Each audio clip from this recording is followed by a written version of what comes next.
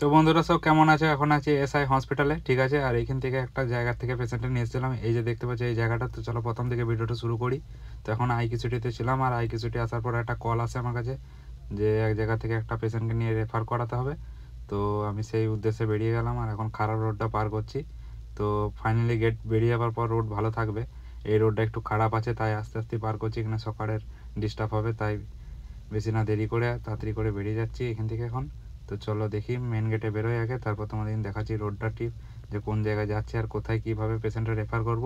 প্রথম থেকে শেষ পর্যন্ত ভিডিওটা দেখতে থাকো, তোমরা সবই জানতে পারবে।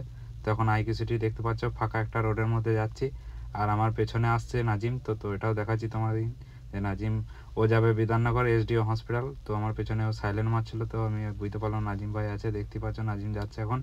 তো বেরিয়ে যাবে, আর ওকে আমি সাইড দিয়ে দিলাম, কেন আমার গাড়ি খালি আছে, ওর গাড়িটাতে পেশেন্ট আছে। তো এখান থেকে আমি B1 যে ফুলঝড়ের রোড আছে সেই রোডে যাচ্ছি। আর এই সামনে একটা বাঁ সাইডে একটা ক্লিনিক আছে যেখানে পেশেন্ট চেক আপ হয়। তো ওই B1 মোড়ের থেকে বাঁ হাঁটতে পড়ে সেই বিল্ডিংটা। তো ওইখান থেকে পেশেন্টটাকে নিয়ে যাব। তো চলো এই রোডটাতে ঢুকতে হবে, পেছন দিকে হয়ে যাব হসপিটালের, কেন সামনে যাব না। আর সামনের রোডটাতে আমি যাওয়ার সময় বেরিয়ে যাব, তাই এদিকে সুবিধা মনে করে এদিকেই বেরিয়ে গেলাম।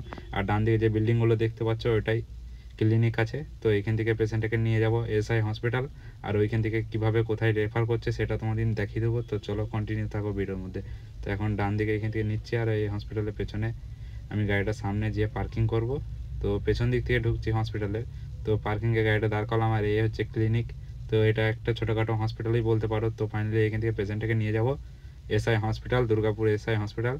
তো এখন খালি গাড়ি দাঁড়িয়ে আছে, আমি অপেক্ষা করছিলাম ফোন আসার জন্য। তো চলো ফাইনালি ফোন চলে এসেছে আমার কাছে, আর এইখান থেকে পেশেন্ট এখন লোড করে নিয়ে চলে এলাম এসআই হসপিটাল, আর এরপরে এমার্জেন্সিতে নামিয়েছি। তো চলো আবার দেখা হচ্ছে পরবর্তী